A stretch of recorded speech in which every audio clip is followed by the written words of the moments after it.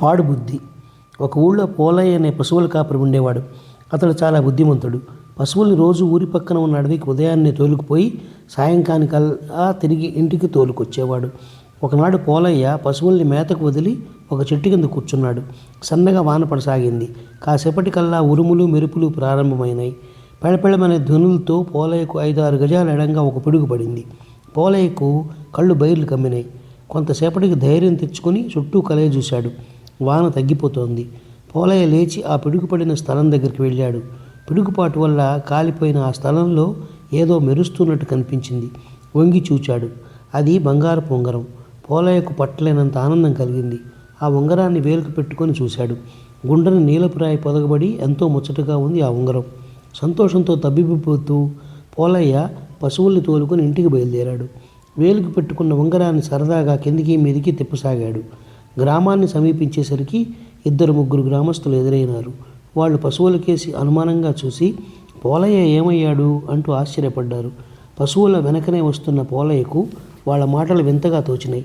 ఆ సమయంలో అతడు ఉంగరానికి పొదగబడిన నీలపురాయిని అరచేతి వైపునకు తిప్పి ఉంచాడు.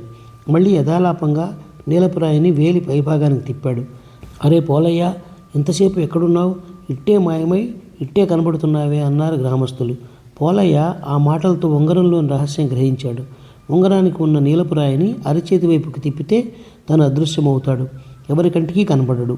ఆనాటి వరకు ఎంతో బుద్ధిమంతుడిగా ఉండిన పోలయ్యలో ఈ ఉంగరంలోని రహస్యశక్తి గ్రహించేసరికి దురాలోచనలు ప్రారంభమైనాయి. తను చేయదలుచుకున్న దుర్మార్గపు పనులు ఎవరికంటా పడకుండా చేయవచ్చు కనుక తనకి ఎవరికీ భయపడవలసిన అవసరం లేదనుకున్నాడు. ఆ రాత్రి ఊరంతా మాటుమడిగిన తర్వాత పోలయ్య బయలుదేరాడు. ఉంగరానికి ఉన్న నీలపురాయిని అరచేతి వైపు తిప్పితే ఎవరికంటా పడకుండా ఉండగలడు గనక అలా తిప్పుకున్నాడు. చేతిలో మంచి లావైన దుడ్డుకర్ర పట్టుకున్నాడు. సరాసరి నందయ్య ఇంటికి వెళ్ళి తలుపు తట్టాడు. ఒకమారు నందయ్య జొన్న చేనును పోలయ్య పశువులు పాడు చేస్తే అందుకు నందయ్య తిట్టాడు. ఆ కోపం తీర్చుకునేందుకు ఇదో మంచి అదను అనుకున్నాడు పోలయ్య. పోలయ్య తలుపు తట్టగానే నిద్ర కళ్ళతో లేచి తలుపు తెరిచాడు నందయ్య. గోడ పక్కనే దుడ్డుకర్రతో అదృశ్యుడై నిలబడి ఉన్న పోలయ్య అమాంతం నందయ్య నెత్తిన దుడ్డుకర్రతో బాదాడు. చచ్చాన్రో బాబు అంటూ నందయ్య కూలిపోయాడు. ఇక అక్కడి నుంచి బయలుదేరి పోలయ్య సరాసరి చిల్లర దుకాణం పెట్టుకు బ్రతికే చలమయ్య ఇంటికి వెళ్ళాడు. చలమయ్య ఇంటి తలుపు ఊరవాకిలిగా ఉంచి గదిలో కూర్చుని డబ్బు లెక్క పెట్టుకుంటున్నాడు. పోలయ్య మెల్లిగా తలుపు నెట్టుకుని లోపల గదిలోకి వెళ్ళాడు. అదృశ్యంగా ఉన్న పోలయ్యను చలమయ్య చూడలేడు కదా. అతడు డబ్బంతా లెక్కించి ఒక మూటగా కట్టి పెట్టెలో పెట్టి ఆ పక్కనే నిద్రపోయేందుకు పడుకున్నాడు. చలమయ్యకు బాగా నిద్రపట్టే వరకు అక్కడే నక్కి ఉండి తర్వాత మెల్లగా పెట్టి తెరిచి ఆ డబ్బుల మూట తీసుకుని బయటకు వచ్చేశాడు పోలయ్య. ఇక ఈ రాత్రికి చాలు అనుకుని ఇంటికి వచ్చి నిద్రపోయాడు. తెల్లవారింది. గ్రామం అంతా నందయ్య తల పగలడాన్ని గురించి, చలమయ్య డబ్బు పోవడాన్ని గురించి వింతగా చెప్పుకోసాగారు. పోలయ్య కూడా ఏమీ తెలియనట్టు వాళ్లతో చేరి అలాగా వింతగా ఉందే అంటూ తనలో తాను నవ్వుకోసాగాడు. తనకు దొరికిన ఉంగరం సహాయం చేత పగలైనా ఎవరికంటా పడకుండా ఉండగలడు కనుక పోలయ్య ఇప్పుడు పట్టపగలే దొంగతనాలకు తయారైనాడు. మెడ నిండా నగలు పెట్టుకుని చెరువుకు నీళ్ల కోసం వెళ్తున్న 2-3 స్త్రీలను చూసి నా పంట పండిందిలే అనుకున్నాడు పోలయ్య. అదృశ్యంగా వాళ్ళని సమీపించి వాళ్ళ మెడల్లోని బంగారు గొలుసులను తెంచుకున్నాడు. దొంగ దొంగ అని స్త్రీలు అరిచినా కనబడని ఆ దొంగను ఎవరూ పట్టుకోలేకపోయారు. పట్టపగలే ఇంత ఘోరం జరిగేసరికి ఆ గ్రామస్తులంతా హడలిపోయారు. చివరికి ఏం చేసేందుకు తోచలేదు. కనపడని దొంగను ఎవరు మాత్రం ఏం చేయగలుగుతారు? పోలయ్య ఇక తన దెబ్బకు తిరుగులేదనుకున్నాడు. పశువుల కాపరి పోలయ్య క్రమేణా పగటి చుక్క రేచుక్కల్లాంటి గజ దొంగగా మారిపోయాడు. అడవికి తోలిన పశువుల్ని అడవిలోనే వదిలేసేవాడు.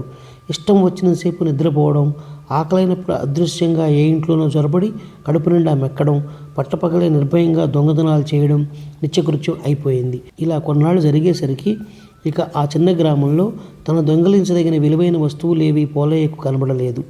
పక్క గ్రామపు జమీందారు కోటలో నగానట్రా దొరుకుతుందని అతనికి తెలుసు. ఆ మర్నాడే పోలయ్య అదృశ్యంగా కోటలో జొరబడ్డాడు. ఎక్కడెక్కడ ఏమేమి ఉన్నాయో చూసుకున్నాడు. రోజుకొక చొప్పున ధనాగారంలోని డబ్బుతో మొదలుపెట్టి రాణివాసంలోని స్త్రీల నగలు చీరలు దొంగిలించసాగాడు. కోటలో ఆహాకారాలు బయలుదేరినాయి. ఎంతమందిని కాపలా పెట్టినా ప్రయోజనం లేకపోయింది. ఒకనాడు పోలయ్య కోటలో ప్రవేశించేసరికి అంతా గుసగుసలాడుకుంటున్నారు. కోటలోని విలువైన ఆభరణాలు వస్తువులు అన్నీ ఒక గదిలో పెట్టి బలమైన కాపలా పెడతారు అని. పోలయ్యకు ఈ వార్త మంచి ఉత్సాహాన్ని కలిగించింది. కోట అంతా గాలించే కన్నా అన్నీ ఒకే గదిలో కనిపిస్తే దొంగిలించడం సులువు అనుకున్నాడు. చీకటి ఎప్పుడు పడుతుందా అని కనిపెట్టు కూర్చున్నాడు. చీకటి పడింది. జమీందారు దివాను ఒక పెద్ద ఇనప భోషాణాన్ని పట్టించుకొని వచ్చి ఒక గదిలో పెట్టించారు. వేచి ఉన్న పోలయ్య గదిలో ఒక మూల నక్కాడు. కాసేపటికల్లా తలుపు బిగించి జమీందారు దివాను వెళ్ళిపోయారు. పోలయ్య మారు తాళపు చెవులతో భోషాణాన్ని తెరిచాడు. ఆశ్చర్యం, అందులో పూచిక పుల్ల కూడా లేదు. వాడు మోసపోయానని గ్రహించాడు. అయినా తెల్లవారి తలుపులు తెరిచిన తర్వాత బయటకు వెళ్ళవచ్చని ధైర్యంగా కూర్చున్నాడు. పాపం వాడికి జమీందారు దివాను వేసిన ఎత్తు తెలియదు. తెల్లవారింది, చీకటి పడింది, మళ్ళీ తెల్లవారింది, మళ్ళీ చీకటి పడింది. అలా ఎన్నో పగళ్ళు రాత్రులు గడిచినాయి. కానీ ఆ తలుపులు ఎవరూ తెరవలేదు.